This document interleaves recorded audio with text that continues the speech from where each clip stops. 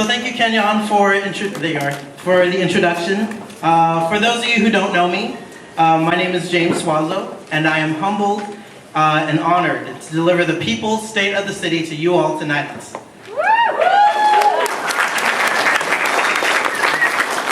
I'm going off script here, but I would encourage you, this is a packed house tonight. We have a lot of energy here. I would encourage you, interact, hoot and holler. You share your like signs up in the air, just whenever you have content or issues that really speak to you. I would encourage you to interact as much as you can.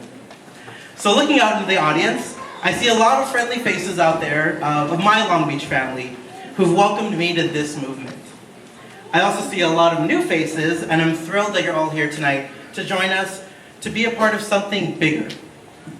Because looking at everyone and feeling the emotions in the room right now, I'm feeling this moment, but this is our moment. And I feel a sense of belonging and acceptance. And to me, these are two of the most powerful feelings I've ever felt. A little about myself. I grew up in Santa Ana, California, and although I had a good crew of friends, I never had close friends that I could share my personal demons with. Let's just say middle school was rough, and high school wasn't that great either. So during my time in middle and high school, I struggled with my own sexual orientation. Seeing images and stereotypes in the media and experiencing the homophobia oppressed me a lot, and even at times threw me into depressing thoughts. But there were two things that saved me. First, I had teachers that reached out to me and saw the potential that I had. They gave me the chance to express myself through writing, art, music, theater, and saw talent that even I couldn't see. Second, I had the love and support of my family and giving me the courage I needed to embrace myself for who I am. Because of these opportunities and support, I felt like I could belong. I belonged to a community that could accept who I was and what I had to offer. That courage allowed me to come out as a gay man to my friends and family in 10th grade and accept my own self. That courage allowed me to graduate from high school and eventually be the first in my family to graduate from college at Cal State Long Beach.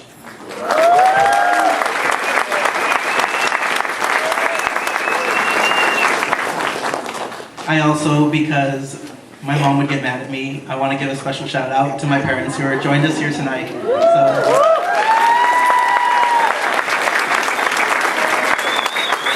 I'm not going to point them out, they'll get embarrassed. As part Jicarilla Apache on my father's side, I was part of the Cal State Long Beach American Indian Student Council and worked alongside other feisty students to raise awareness about the struggles and racism towards Native American students on college campuses. And we used to sing a song in Lakota, and that meant the community is excited for you to complete your education and eager for you to bring your knowledge back to the community. And I think about that, and those are words that still resonate with me to this day. Being able to organize alongside bus riders in Santa Ana and some of the most amazing young people in Long Beach has given me the chance to build community with others and give others the sense of belonging that I felt. Tonight is about what we're building together. A vision for investment in our youth, a healthy environment and an economy for all, and strong, connected communities. That's a Long Beach where there is no 7-year life expectancy difference like we saw in that previous video. Y'all agree with that? Yeah. All right. So as we begin tonight's presentation and dive into difficult issues, we invite you to keep a couple questions at the front of your mind. First, how do we continue to grow our city while embracing the assets of our current residents to maintain our diversity? As our city grows, we want the people who currently live in our communities to thrive as well.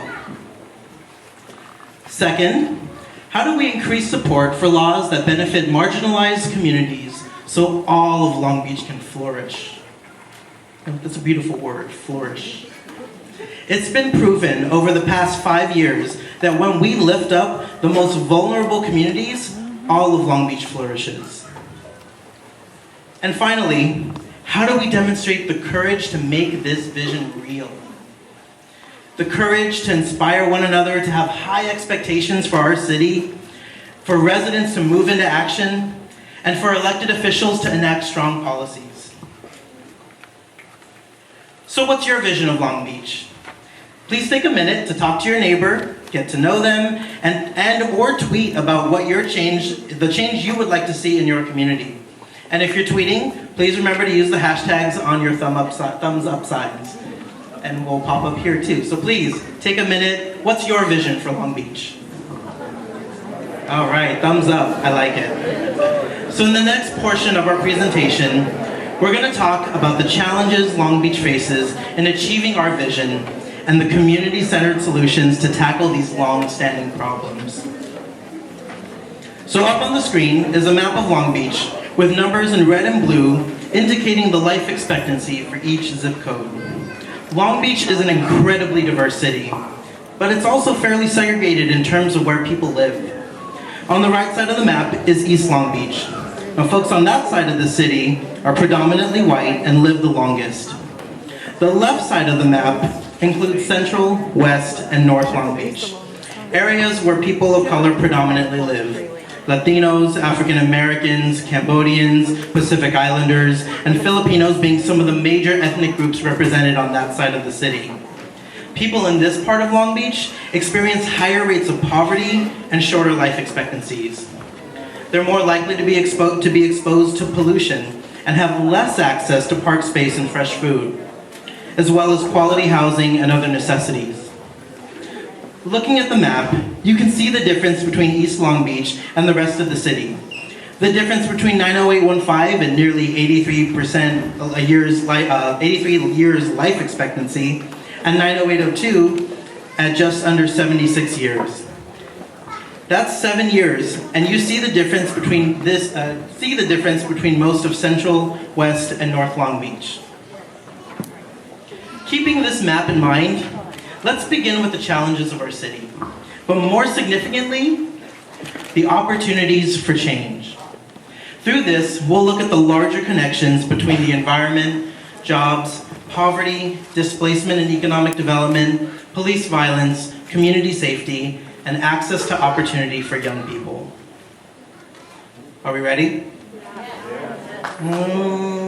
Are we ready? Yeah!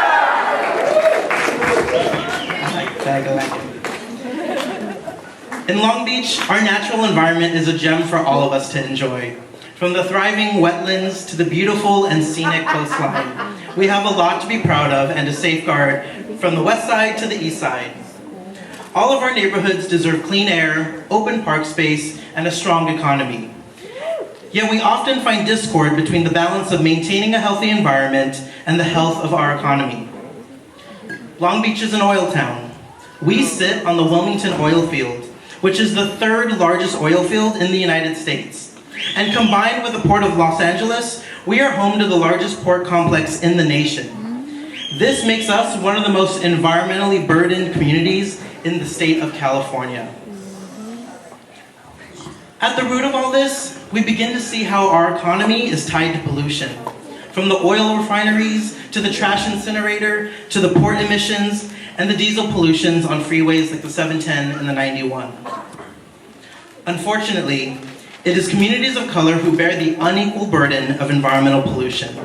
The port truck drivers who fight every day to be recognized for the pay they deserve. The residents who have no regular access to waste and recycling. Yes. And the children who live and play along our fence line communities.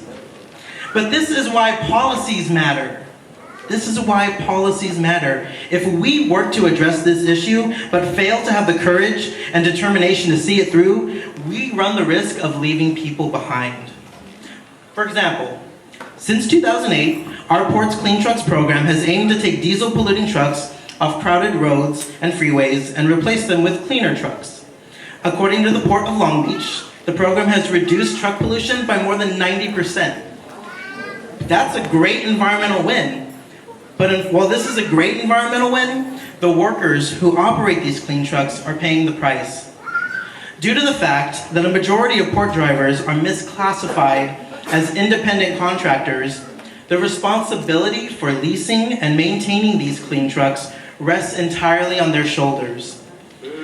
This means that they are paying full price for these subsidized trucks, and as a result, many of them are victims of wage theft and struggling with poverty.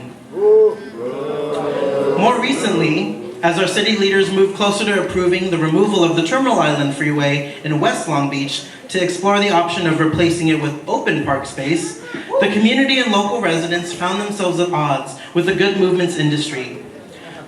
We know that these issues can be resolved and that the health of our economy and the economy do not need to be in conflict. These are not separate issues, but rather deeply connected. So if the emphasis in the city focuses more and more on how sustainable and green we are becoming, but we fail to pay attention to what is happening with our workforce, then we're missing the opportunity to create a healthy community for all. And I want to say, if a policy is not working for some of us, it's not working for all of us.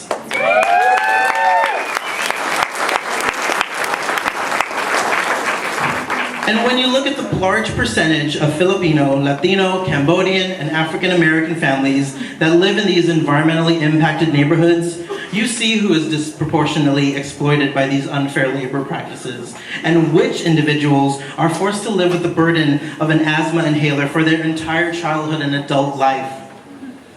Through this lens, we start to understand the significance of race and ethnicity. This is environmental racism, and we need to have the courage to recognize the justice that our communities of color deserve. But we need to also have the courage to embrace the assets within our local community that invest and believe in clean, renewable energy and green technology that doesn't leave our labor force behind.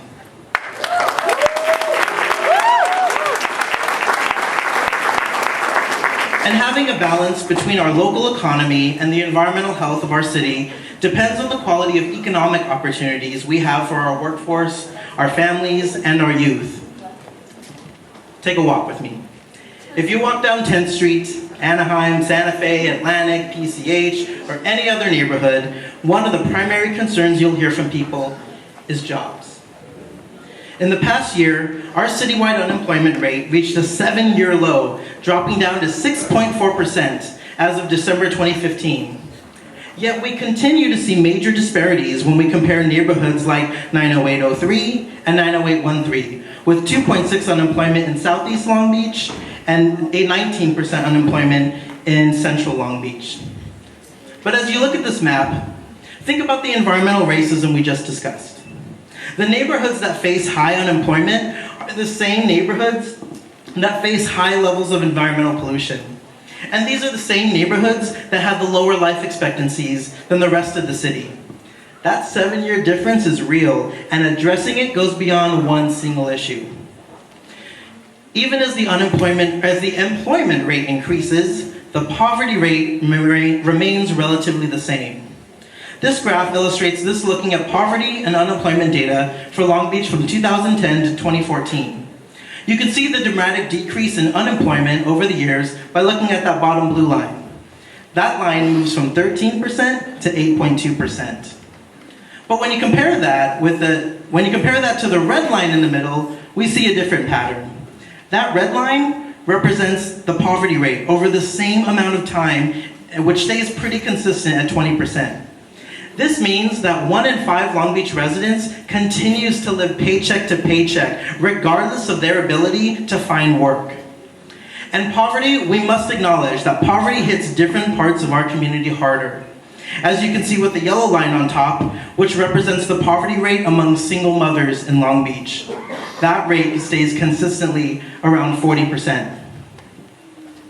So instead of asking ourselves, how can we provide more services for low-income families? What we should be asking is, how do we end working poverty? Where people work full-time and still can't meet their basic needs, forcing them to rely on public assistance. And that's if they qualify for public assistance, so we ain't gonna go there. Additionally, we can't ignore the rapid growth of low-wage fields of work, and the inaccurate and damaging stereotype that service jobs are only for the underskilled and young. Many people believe low-wage workers are teenagers, working part-time after school and earning extra spending money. Yet the reality is that the average age of a low-wage worker is 36 years old. 89% are not teenagers. More than half are women. And on average, they earn more than half of their entire family's total income. But low wages are not the only piece of the puzzle for full-time and part-time workers. When workers are not allowed to take breaks, forced to work overtime, or have illegal deductions made from their paychecks, this is known as wage theft. Wage theft is an illegal practice that negatively and disproportionately impacts undocumented workers, immigrant workers, the formerly incarcerated, and youth. And this includes the port truck drivers we visited earlier. That's right. Thanks to the collective action of workers and community members who took the courage to stand up for economic justice, we've seen some major wins to give working families the economic opportunities they deserve. In previous years, we featured this infamous pay stub of a Pacific 9 transportation truck driver illustrating the illegal deductions they faced on a weekly basis. As you can see, this worker earns a weekly gross pay of $975, yet gets $962 illegally deducted for things like cargo fees, parking permits, fuel, and more, leaving them with a take-home pay at the end of the week of $12.90. Raise your hand if you think you can live off $12.90. That's what I thought. But in December, workers at Pac-9 Transportation finally won their lawsuit against the company and will now be paid over $7 million in back wages.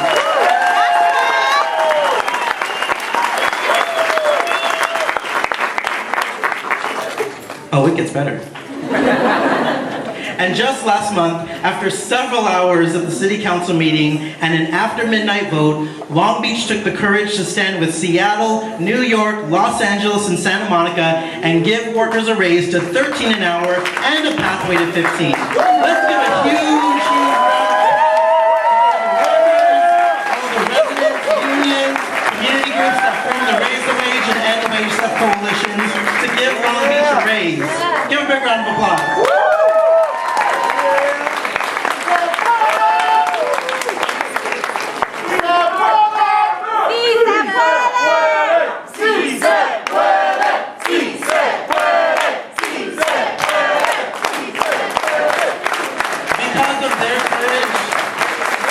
Because of their courage, 54,000 workers in Long Beach will be getting a raise. $139 million will be put back into our local economy, and workers will finally begin to see proactive wage enforcement.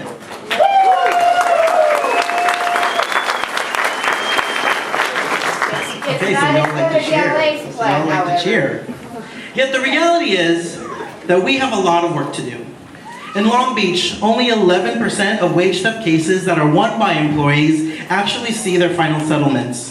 And while the new law on raising the minimum wage and wage enforcement is developed, the challenge ahead now becomes, how do we enforce these new laws, and what does enforcement look like? The community will continue to push for strong enforcement to help ensure that we leave no one behind, because that's the real Long Beach way. And at the end of the day, oh, we should cheer for that. Yeah, that's good. At the end of the day, the dialogue around employment and poverty is not complete unless we address the need for respect and dignity for all our workers in Long Beach. And in particular, women hotel workers who carry the heaviest burden of keeping our city a top tourist destination. As hotel occupancy rises, hotel workers are facing higher workloads. These work environments are often unhealthy and unsafe, with the predominantly female workforce facing overwork and sexual harassment with very few protections. At last year's People's State of the City, we were introduced to Claudia Sanchez and called upon to stand with women against abuse. This year, We're privileged to deliver an update from her family and learn about what's next for all of Long Beach hotel workers. Mientras tanto, rezan por una joven que lavaba platos en un hotel y que sufrió un derrame cerebral después de 14 horas de trabajo.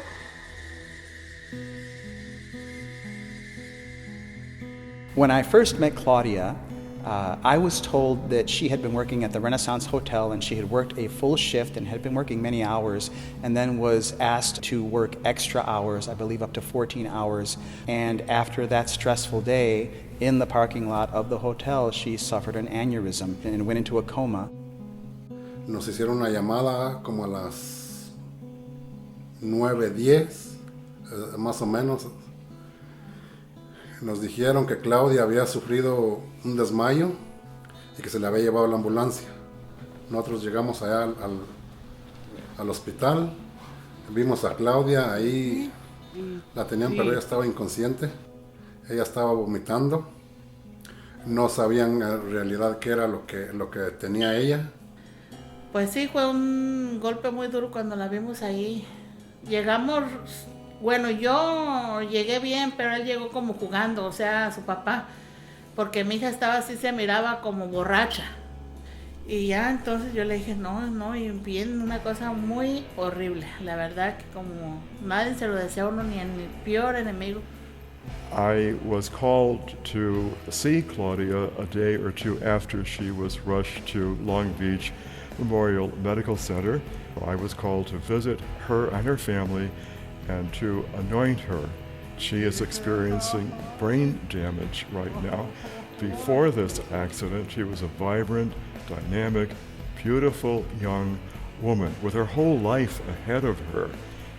This could be anybody's daughter, anybody's son, anybody's mother or father.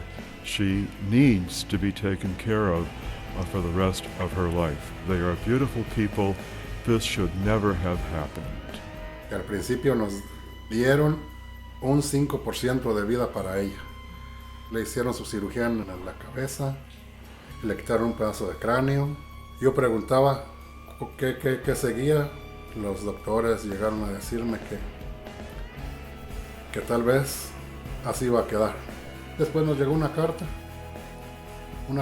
diciendo que Claudia, si no se presentaba en tal fecha, iba a estar despedida.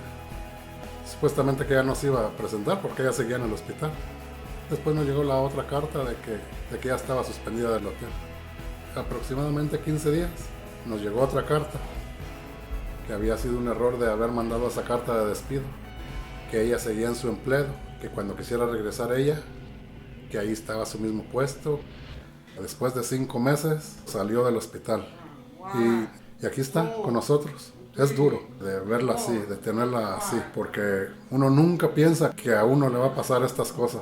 Saben que todos tenemos necesidad, pero no por la necesidad tampoco seamos esclavos. Porque pues si hoy le pasó a mi hija, al rato le puede pasar a otro más de ahí, y pues no es justo.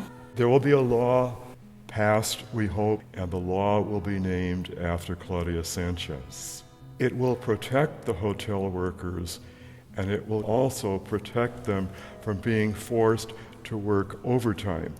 I think it is our duty to have a presence in such situations and say, this is not how God would want this. And so Claudia, being one person in one situation, really represents a lot of other folks out there who are struggling in similar circumstances. Yo quisiera que cambiaran las leyes en el hotel. Ahora le pasó a mi hija, desgraciadamente. Yo he estado enfrente del hotel pidiendo justicia por todos. Y gracias a Dios, aquí está Claudia. Vamos a seguir en la lucha hasta que se haga justicia. Ella es mi hija Claudia, como les dije. Ella para mí no Estoy mala. no está mala. Ya, para mí ella está bien. Nada mal. Aunque la gente diga lo que quiera. Pero Claudia, No. pero Claudia para mí Estoy bien. Estoy.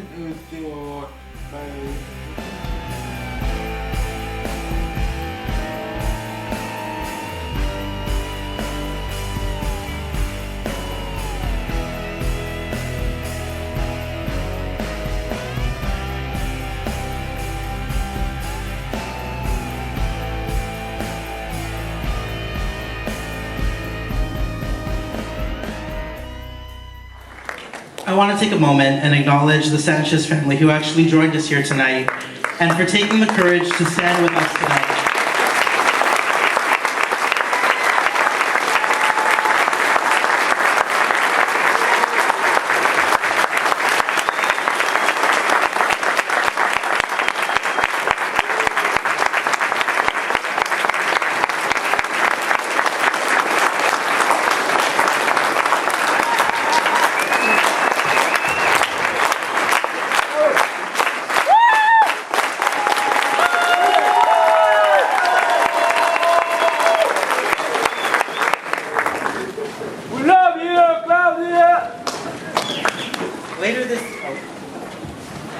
Later this evening, Nina will share more about Claudia's Law and what we can all do to ensure that this won't happen to anyone else.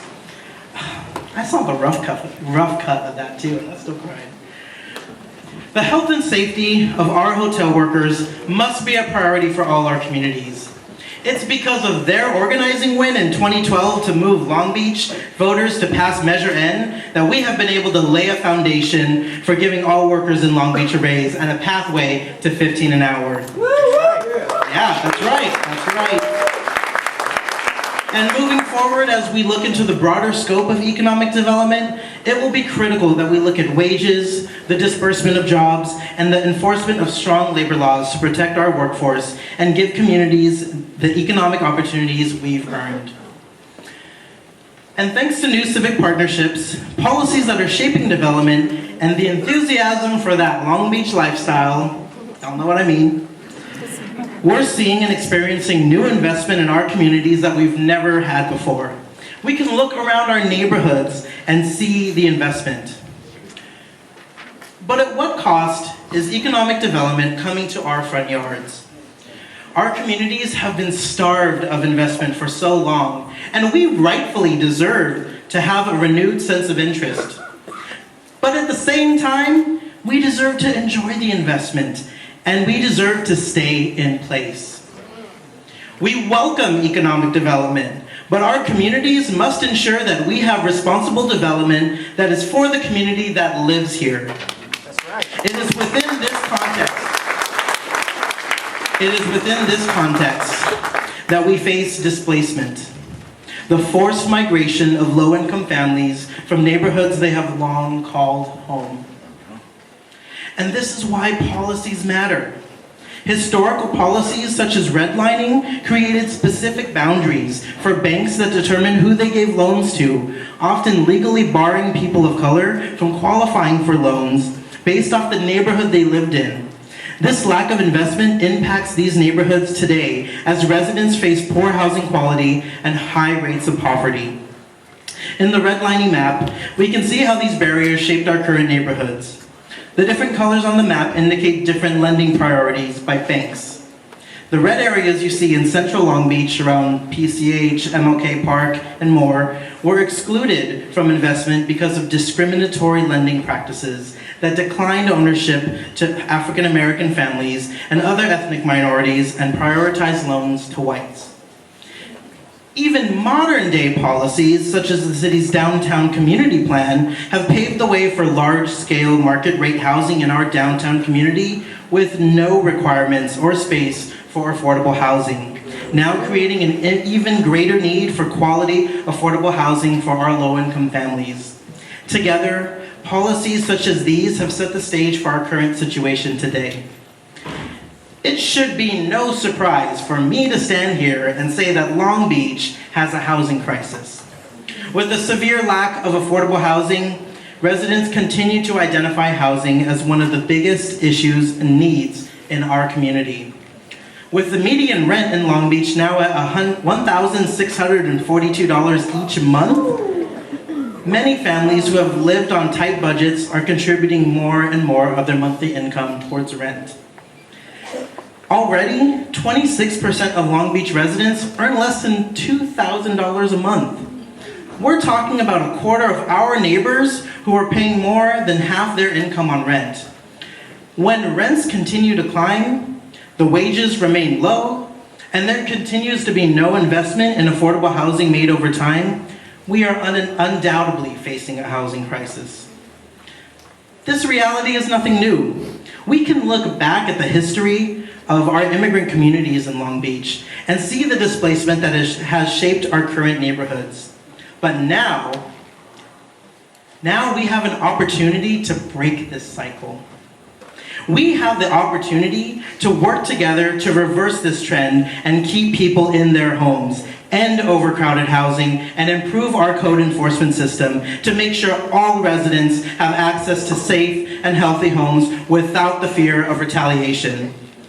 If we want to keep the cultural diversity that makes us proudly say, "This is Long Beach," then we need to have the courage to tackle displacement head on. And it will take the courage of all of us to stand up against renter retaliation and support quality, affordable housing in all parts of our community.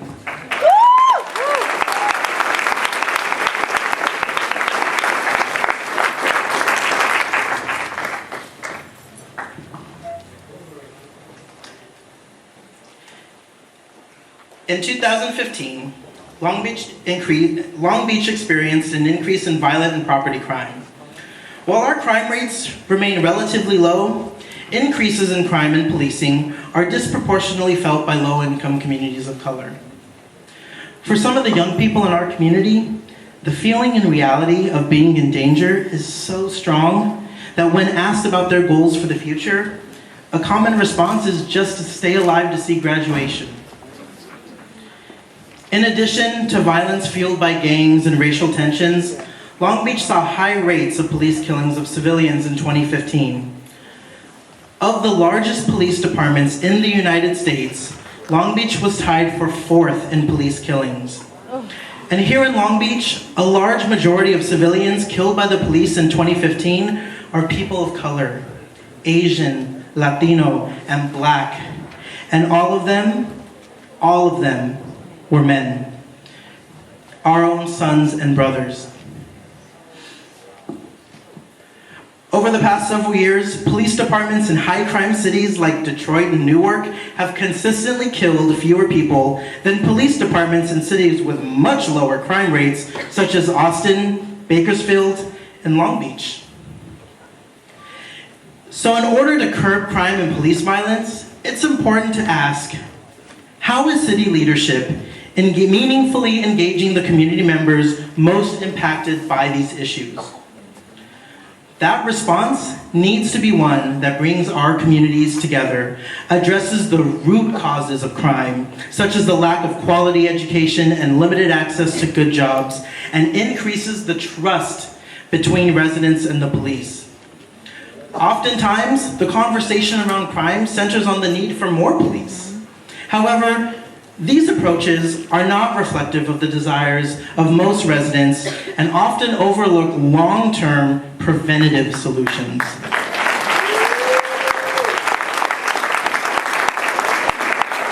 In fact, a poll of residents in Los Angeles County last fall found that people supported prevention strategies such as job training programs, sports leagues for youth, and resources for substance abuse treatment at much higher rates than they supported increasing the number of police on the streets or building more jails and prisons.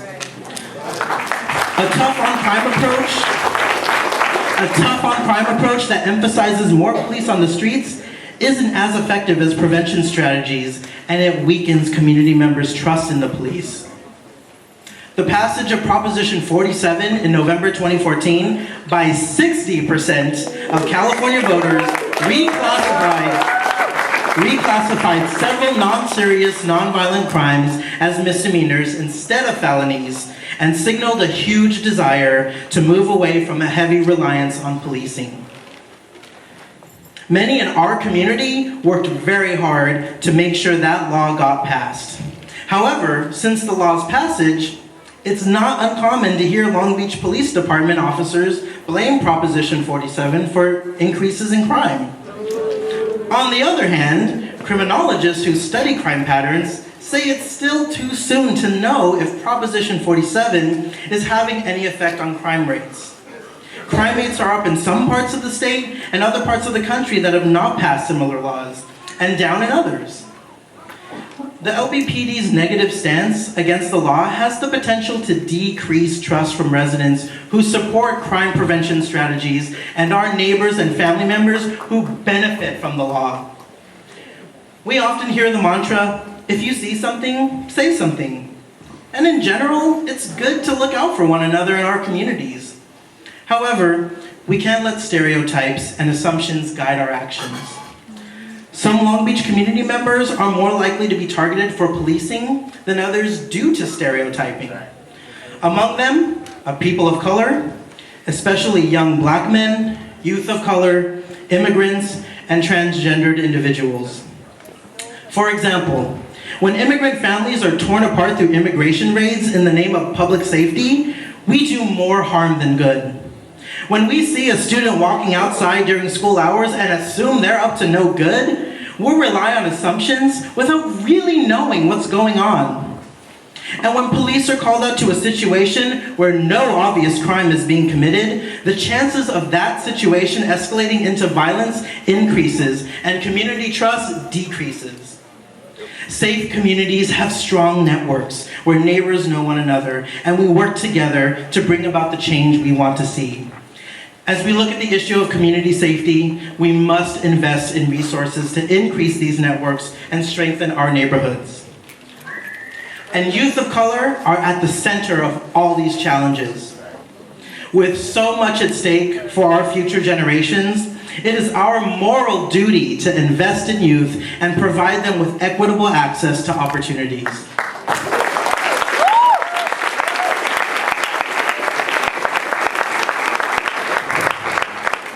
Within our own school district, we see disparities in student needs, as well as dropout rates and how well students do in school. Franklin Middle School, where we're all sitting tonight, for example, has a higher number of foster students, English learners, and students in poverty than many other schools in Long Beach. So it's important that our school district's budget and policies center the health and educational supports needed by these students and avoid a one-size-fits-all approach that allows some students to get ahead while others fall behind. Investing in youth of color is an investment for our future, because Long Beach's future is in color.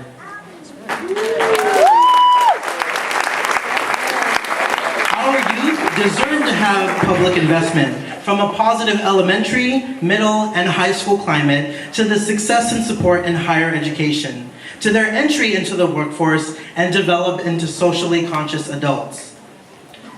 And I would say all here are socially conscious adults, so pat on the back to you. Yeah.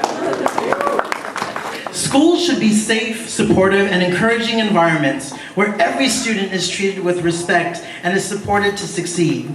And teachers have the tools they need to foster positive learning environments.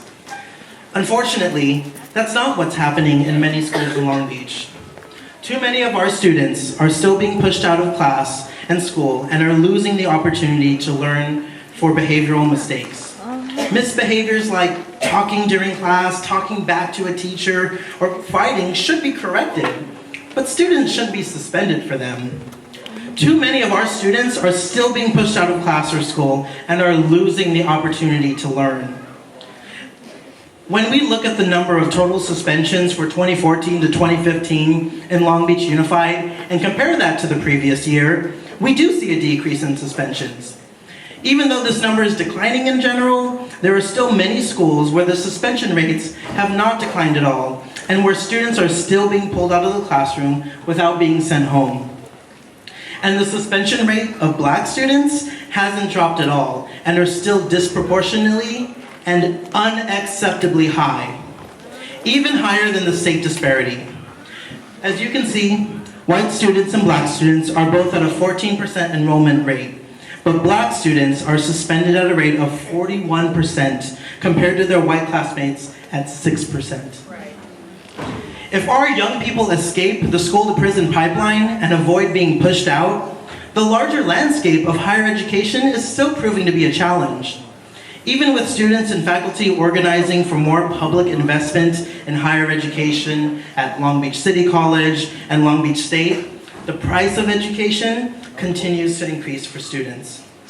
As we make progress on access to higher education with initiatives like the Long Beach College Promise, it's important that we pay close attention to how we can support students of color to graduate from college. With rising tuition costs, we need to ensure that our youth have access to jobs that can pay them a wage that will get them through college. Because if students can't afford tuition at CSULB after graduating from LBUSD and LBCC, then what kind of promise are we really offering them?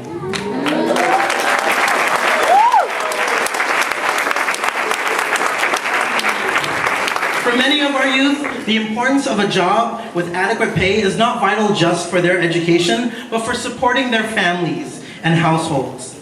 If youth of color are constantly trying to get ahead, it falls upon each and every one of us to break down the barriers to living wages, supportive school environments, access to graduation, and all the other social factors that deny them opportunity. Because if we're talking about creating opportunities for youth, it's not about creating miracles. It's about having the courage to pass strong laws and policies that invest in every student, every young adult, and every system that interacts with our youth, from the educational system to the criminal justice system.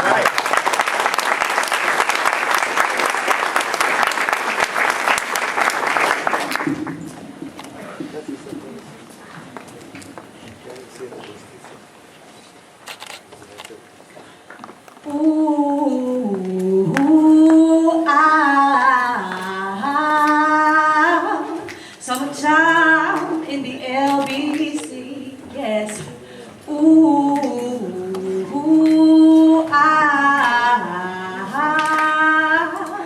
summertime in the LBC. Come on.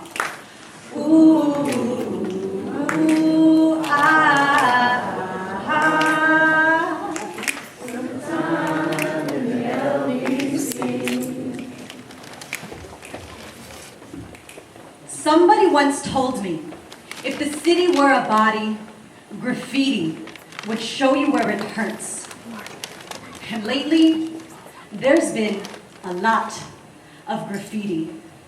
But I'd rather have graffiti than fingers graduating from pushing the tips of toxic fumed aerosols than to pulling the trigger and drawing blood from black and brown bodies that can't be painted over. How many coats of the same color will we use to mask these problems? How many more arrests will it take to lock away people's pain? And what if the city allowed for our streets to be filled with hieroglyphics as a tribute to those we have lost, so that their names don't have to be etched into the shadows of tombstones, but celebrated through tints and hues created through mixtures of light, love, and tears that we allow to flow to keep our brushes from drying up. Alicia Faith Todd, 21. Tomas Palmas, 42. Derek Lee Hunt, 28. Jesus Pimentel, 22. Duke Herrera, 24. Kishan Brooks, 15. And at least 20 other names this past year alone in Long Beach, mostly under the age of 25. I recently walked by a new tagging, written in metallic marker at the height of my chest, in elementary school inscription. It read, "Edgar has died, and so has Edwin." And I can only imagine a young child reaching his pen toward the wall as he thought to himself, where do I begin? If I cannot express my emotions at home, then surely I can do it in these streets. And soon, I will walk past that same wall to see it bandaged in blue paint, as if the silver lining was never there to begin with. As if to place iron gates on our bedroom windows shows we are safe. As if to build long wired fences around our lawns means we are protected, a warning to all those who may be tempted to cross. Keep out. Private property. Under surveillance. Do not enter, as if getting to know each other runs the risk of revealing we have all been taken from. When was the last time you greeted your neighbor? When was the first time you truly felt safe at home. And as we are all figuring out what it means to survive, we are quickly forgetting our connections along the way. Our cultures are not just meant for entertainment, but are a passion to keep our stories alive, to move our relations into the next generation so that we will not forget our roots, to carry on the lineage that says we will not be erased, to be reminded that you are not a mistake, that you were chosen to be here, that life is not meant to destroy, but to create.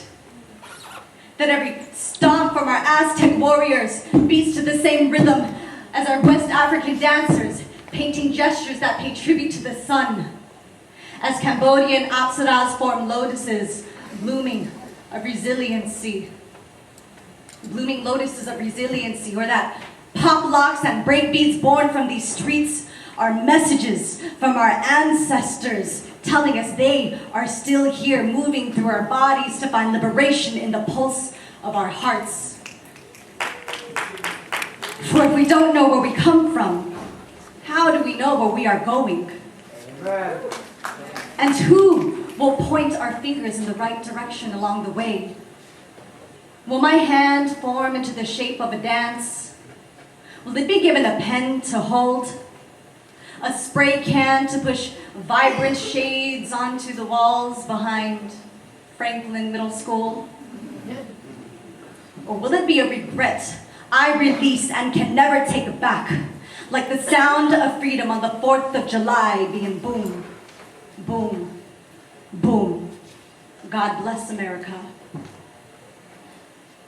Somebody once told me, if the city were a body, graffiti would show you where it hurts.